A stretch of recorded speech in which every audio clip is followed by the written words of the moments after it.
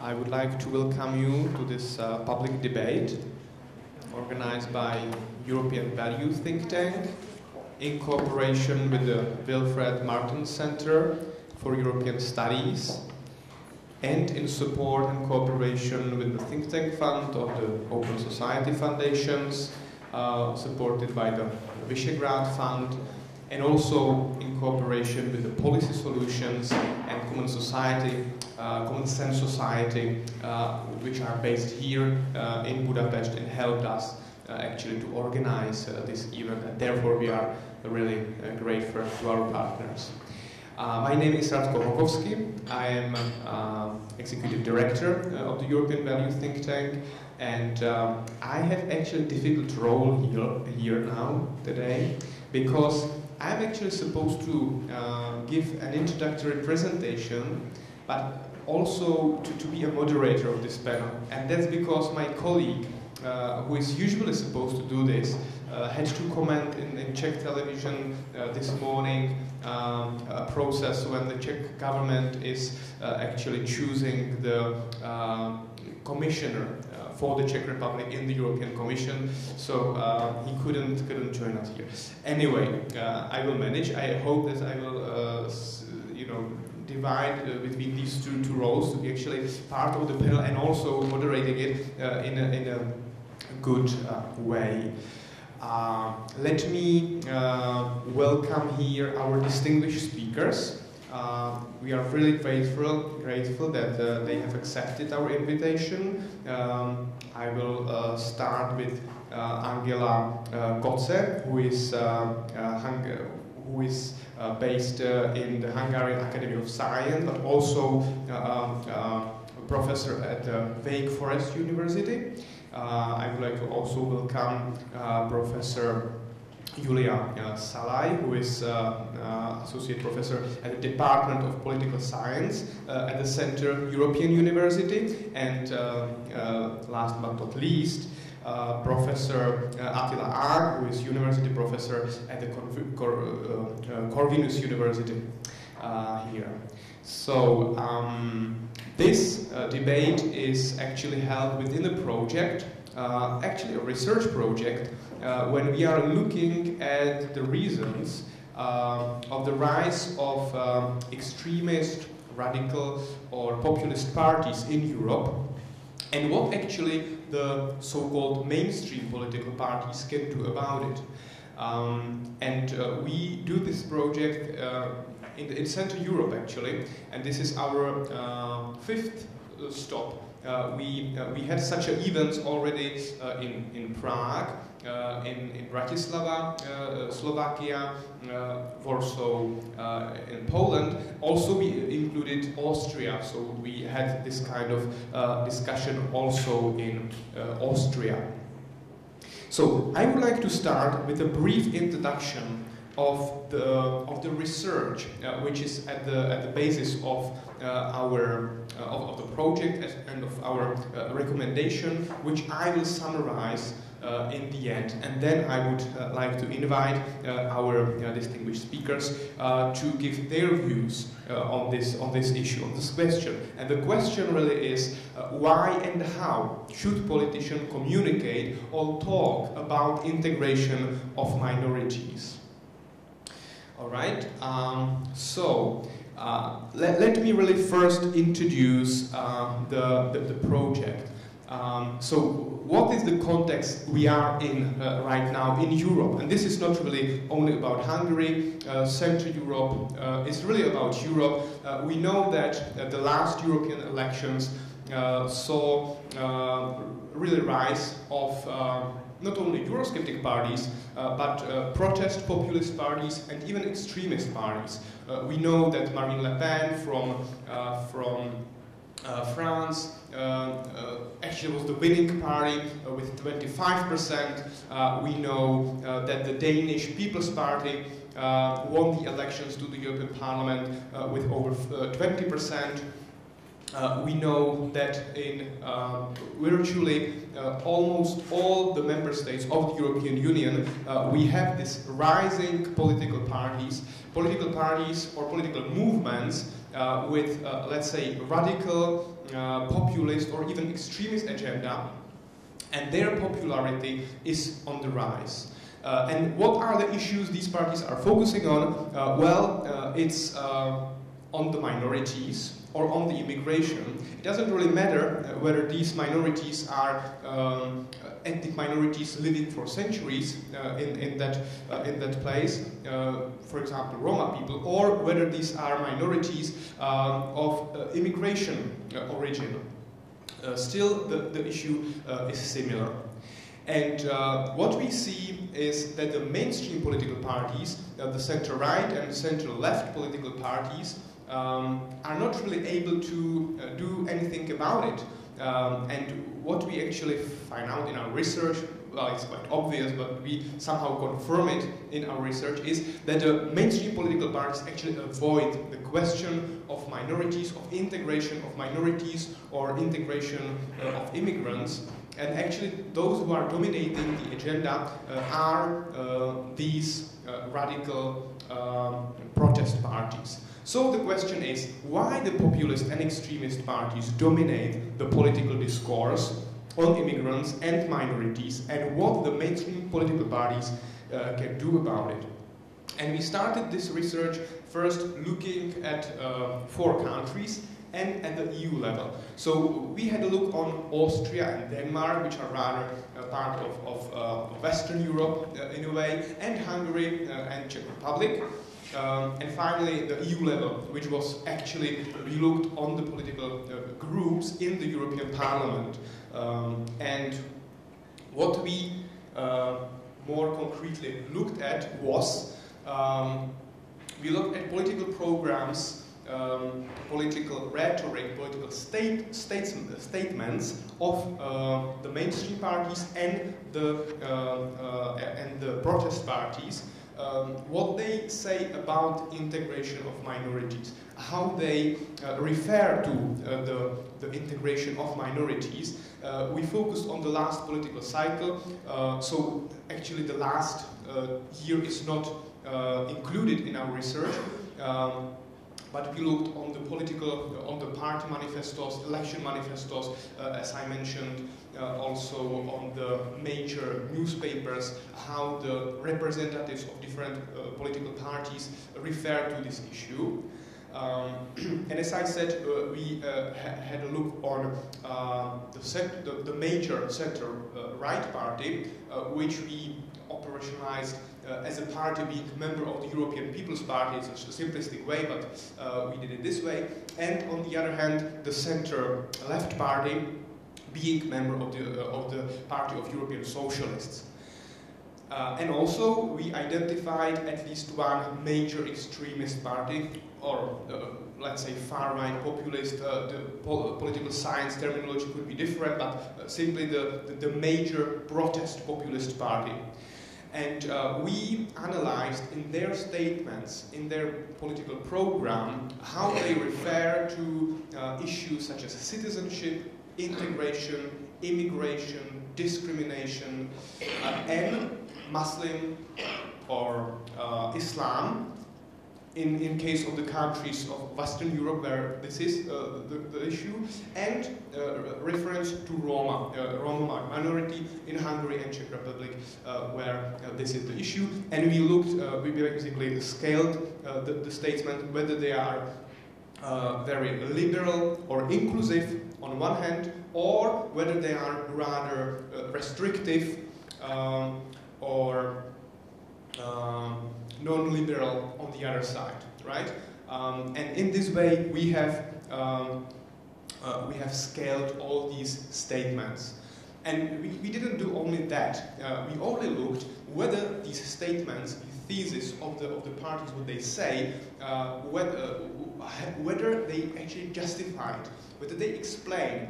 For example, if political parties say that they are for very liberal immigration policy, so we looked in their program and in their statements whether they explain why is that.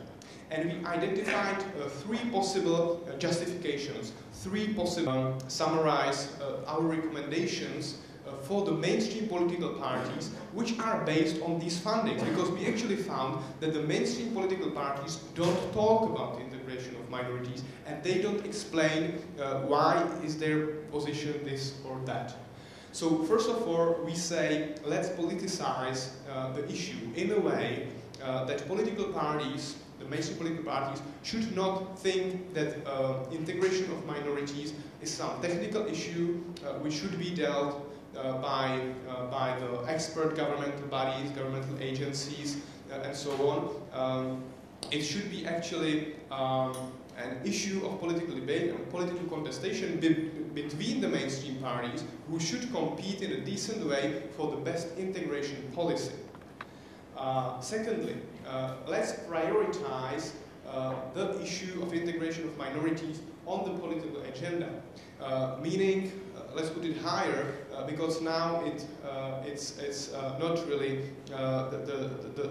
one of the really important issues for the political parties, yet this is the issue on which the mainstream political parties are actually losing votes.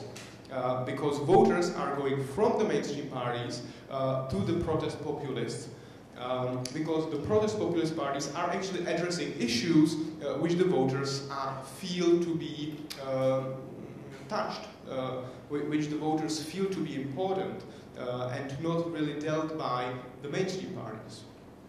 Third, let's compete within the mainstream. So what we see right now, and I'm really, this is general picture. So this could be very, I hope not very different in Hungary or in other countries, but this applies more generally for the situation in most of European countries. So let's compete within the mainstream, because what we see now is rather the mainstream fighting with the protest parties. And the voter doesn't actually see any difference between the center-right and center-left position. What they only know is that the protest parties has some strong position on minorities or immigration, and that the mainstream parties are somehow opposing it, and saying that what they are saying is extremist. And we say, let's have a real debate between the mainstream parties. Let's see a concrete proposal from the Social Democrats. Let's see a concrete proposal from the Liberal Conservatives, and let's have a decent, constructive debate on that. And finally, in order to do that, we recommend the mainstream parties to actually appoint speakers and choose experts, people in the parties who would be able to really grasp the argumentation, the facts, the arguments, and be also good communicators who would be able to go to TV debates, debates in the television, and actually confront the extremists and radicals with clear argumentation, which would be actually understandable for the general public. And this is the key. And in order to do that, they should have a team of experts. They should communicate with NGOs, with academia, to actually feed with analysis, studies, with facts they need in order to be really good in the debate, and also to design the best integration policy. So I would like to start here. I'm sorry for the introduction took a little bit longer, and I'm now really looking forward for the contribution for our distinguished speakers. And I would first ask Professor Ark to start. The floor is yours, and I will. Good evening, everybody. Thank you for the invitation to this interesting project. I understand my role to raise some additional points, some comments, and some counter points as well. Of course, the point of departure for me is the latest EP, European Parliament elections, which give us not just data, but a horizon for the discussion. So, I would argue against the mainstream. The mainstream is that expectation, the anticipated result, that the EP elections would create some kind of a landslide, a tsunami of these extreme populist protest and so on parties, changing the European landscape of parties and introducing major changes. Actually, there was a big project by British and German universities under the title will be the EP elections critical elections. For us political scientists, this is a very precise term. Critical election means when one party system collapses, a new coalition emerges, and there are drastic changes in the party structure. Actually, answering to this project, we can say that absolutely not. The EP elections have not been critical elections at all. And we have just the report, the very nice paper of the LSE, the London School of Economics, in their series of working papers about this. And it also says that there were no critical elections, and it is very important for the group of parties we are discussing about. What are the sheer facts? The sheer facts is that we call this type of election as maintaining elections because the large majority of the MEPs, the members of European Parliament, belong simply the mainstream parties which were before there, and actually those parties which we can take into account are just numbering 100 MEPs out of 751, and this is indeed a small minority, wouldn't disturb the normal pro-European voting procedure in the European Parliament. Of course, we can mention that there is a political group, we say faction, which is the European conservatives and reformists, with the British conservative, which is in between, which is a mainstream party, but in some ways Eurosceptic. So what is the main situation, what is usually not taken into consideration, that there is a competition among these, so to say, extremist or Eurosceptic parties for moderation. What is the argument? Actually, from among these 100 MEPs, just 48 was able to form a political group or faction. Why? Because this group, led by UKIP, disqualified all the others, that is 52 MEPs, as extremists to their taste. So there was a big split between the moderate Eurosceptics, and they are not ready to sit in one faction. In the second group of these 52, again the same issue has been raised, because Front National, the French Eurosceptic party, declared that they are not ready to form a faction at the price of taking the most extremist parties to the board, namely Jobbik, Golden Dawn for Greece, and so on and so on. So what we see is not the competition for being more and more extremist and Eurosceptic, but just to the contrary, that there was a big fight and there was no common denominator for that 100 person in the European Parliament. Why these people in the EU have been still so frustrated that they voted for these 100 Eurosceptic MEPs?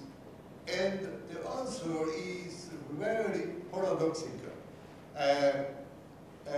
There is a random effect, certainly, what in my understanding has to be taken into consideration in this respect, because we have to realize that the former EP election was in 2009, actually before the impact of the global crisis.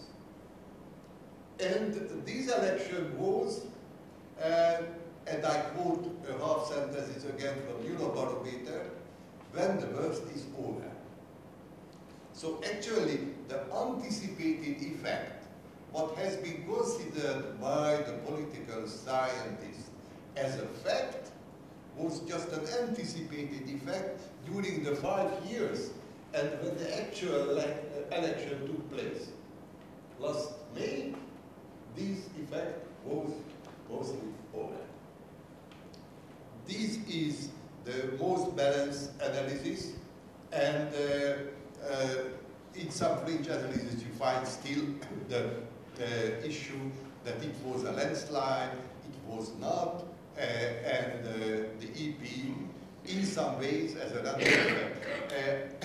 Let me raise just very briefly some maybe 2 other issues. What is a big problem in this analysis is that they use different terms interchangeably, which is senseless and contradictory. Let's look at this usual analysis. There are 4 terms which are used interchangeably. Populist. This is a very old one, and it concerns not necessarily parties, but some party styles, and this is one of the oldest political science terms from the late 19th century United States. The other issues, protest party and extreme right party and Eurosceptic party. Let me start very briefly with the Eurosceptic. This is a fashionable term. It was used by the Financial Times in '85 for the first time, and it was propagated by the Iron Lady Thatcher in her famous speech in Bruges, giving my money back. Europe is a failure, and so on and so on. So she used this term from Financial Times first, and later on it became a passepartout used for everything, and it is rather borderless term. So actually, in many analyses you find that populist, Eurosceptic, populist protest, and so on. Nonsense. Protest parties are not necessarily Eurosceptic, protest parties are not necessarily populist, populist parties are not necessarily Eurosceptic. So this is a conceptual chaos, what is usually in this respect. And the closing remark for me would be that very important to make an East-West divide also in that issue. Since if you take these 4 categories, it's absolutely important to decide whether it is about the Eastern or Western party developments. In the Western party developments, there was a well-working welfare society before the global crisis. What needed a crisis management during and after the crisis. The new member states were in the situation, using the term of Cornay, in the premature welfare state, not really a welfare state. So the demands for some kind of economic consolidation are completely different in the 2 places. The other issue, what divides deeply the 2 regions within the European Union is the minorities. What we see in the West, UK, Front National, that it is the minority issue is basically a migrant issue. In the eastern part of the EU, migrant issue exists, but it's not salient, it's not important. It is about the so-called autochthon minorities which have been existing over there for centuries or even more, And therefore, the style of this minority debate is absolutely different. Without going into the issue of integration, the question is that whether these minorities can be and would like to be integrated or not is absolutely different in these two parts of the world. Sorry, it's almost a joke mentioning that many, so to say, integrated people of Islam faith and origin are going from UK and France to fight in Syria. Yeah, it is not that integration perspective. While we have been talking before this event in the other room about integrating the Roma and other minorities, which is a different issue. So my understanding is an absolutely important and absolutely interesting topic, but from a theoretical side of the political scientist, much more care is needed for correct analysis. Thank you. Thank you very much. And now we will maybe go to some comments and reactions afterwards, but first I would like to ask Professor Salai for her contribution. The more one thinks about this whole issue, the more interesting it seems, but let me mention an aspect that wasn't on my recommendations, and somehow, it's my sociologists thinking about those things, I regard it quite important. So the core of the recommendations is inspiring the mainstream parties to take on board the whole Roma issue and Roma integration issue, and they do not listen to you, and they do not listen, haven't listened to us for 20 years, who were more or less advising the same kind of things to them. Then one has to start thinking, what is the reason? Is it a lack of smart people or smart thinking? Probably we wouldn't say that that's specific to the mainstream parties, that intellectual smartness is not there, and we see that smartness is there for certain issues that comes up from time to time. Is there a kind of a fear or an aspiration for stabilization? Here we would stop and would say that yes, there seems to be some signs of fear. There is a perception of the public, the so-called obscure public, and this is quite widespread to say that those who speak about the Roma issue lose both so they won't speak about the issue. The problem is that the same public seems to have deep interest in the Roma issue. First of all, public opinion surveys about social issues show that there has been a high rate, but there is an increasing rate of people supporting integration and they claim integration and they regard it as an important part of education. If you ask about this, and even more probably on the labor market. So it would be there. If there is some sensitivity to integration there, then what is the problem there? So then you have to turn probably to the social embedding of the whole Roma issue and pick up some aspects that have to do with this. The first is that I will mention that despite the quite widespread support for integration, actually daily life moves into the opposite. We know in education that segregation has been increasing, that performance inequalities have been increased, and so on. And one of the key aspects, key movements in the background is the third aspect, or third constituent of this obscure nature, is that people see that there is very little done by the central state to defend them, and the local state, which used to work in protection of the local majority at least, has been weakened in the last decades. So therefore, macro problems of the construction of democracy and institutions come up before we enter the Roma case, but that's the immediate endemic of the Roma problem. So therefore, people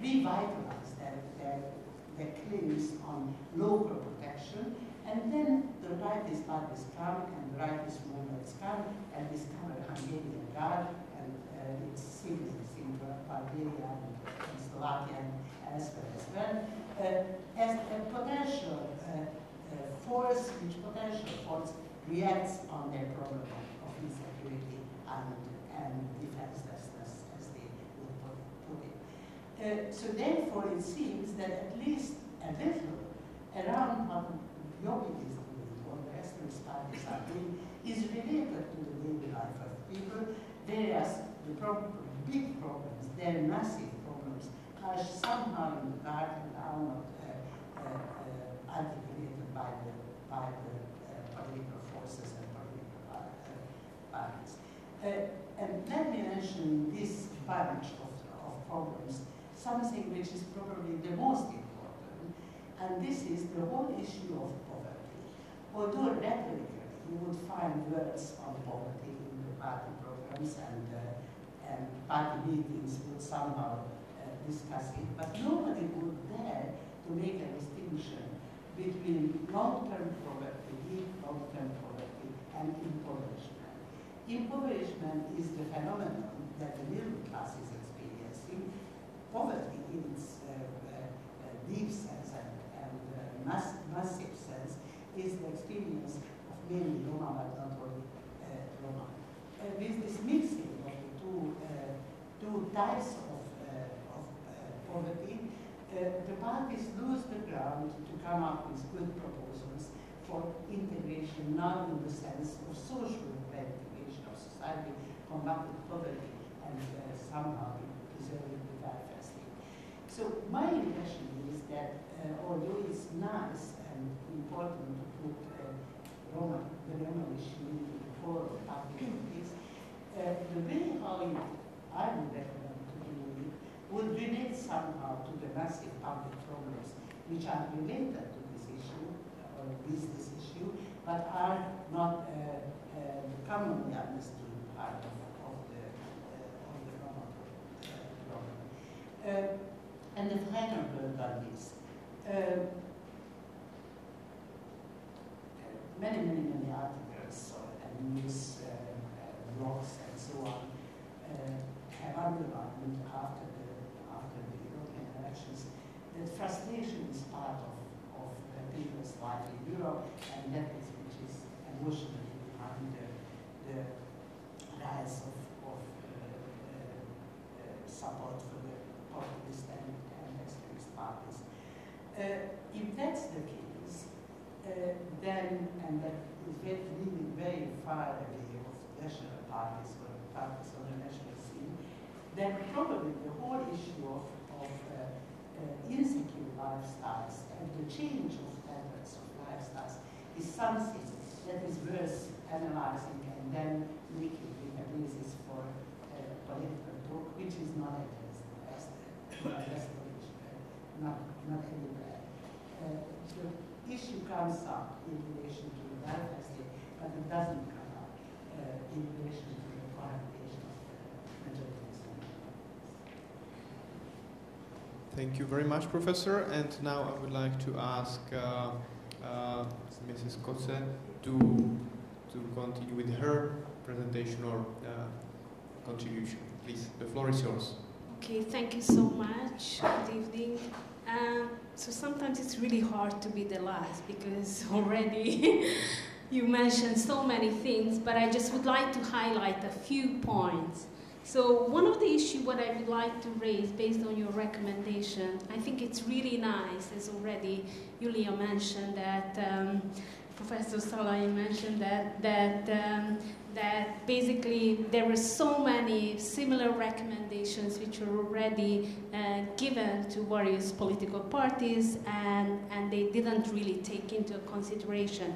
And the way as you are writing about it, I have one specific critique of that. And I have a feeling that we are treating Roma as an issue, right, and not like as a people. And what I'm really missing, I know that it's a controversial issue, but I think it would be very worthwhile to discuss the quota. And we know that the quota issue is very, very controversial when we are talking about women as well, right? So do we need a women, certain percentage of women on the party list or not? And I think that would be a very worthwhile to discuss with political parties.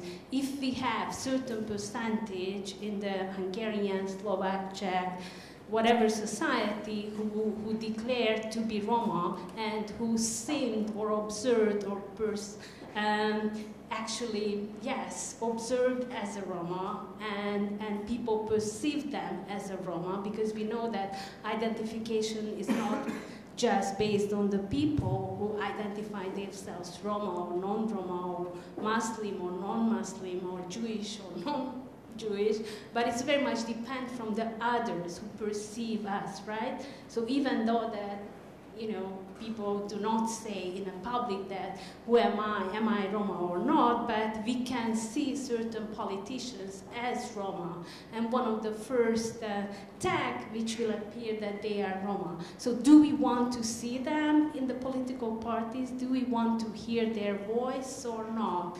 Do we want to make some kind of collaboration with existing Roma political parties or NGOs or politicized organizations or not?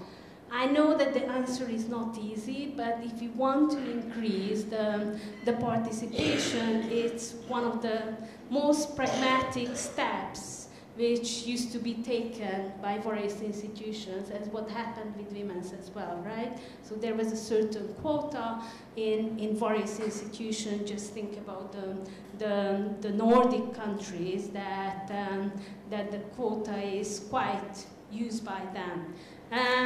So the second thing is that I think we can hear two types of rhetoric when we are talking about Roma. I'm mainly talking about Roma and migrant, actually, which has some kinds of intersections. So it's not totally the same problem, but there are some kinds of intersections which would be very worthwhile to discuss as well.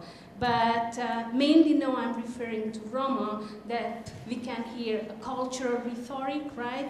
So they are living together because it is their culture. They are lazy, they are not willing to study, they are not willing to work, and they are the one who just, you know, taking advantage on our social benefits and on our welfare system, right? Because that belongs to their culture. So there is this very strong cultural explanations, and which needs to be challenged. And one of the unfortunate things that what I found, that this type of rhetoric actually is very much become kind of mainstream, unfortunately. I mean, mainstream by other center left or center right parties as well, which shouldn't be, because I think explaining, just giving just simply a cultural explanation, we are actually pushing them out, excluding them out. They are the ones who are different. So it's much more easy. So we know that it's very easy to quote for lay people that they are having a different culture, and therefore that's why they are not integrated in our society, right? So this is so easy, and it's so easy to internalize these kinds of message. That needs to be challenged. And the other kind of rhetoric, which is clearly like as a social exclusion based on Roma are excluded because significant number of Roma belong to the population who are poor and living under the poverty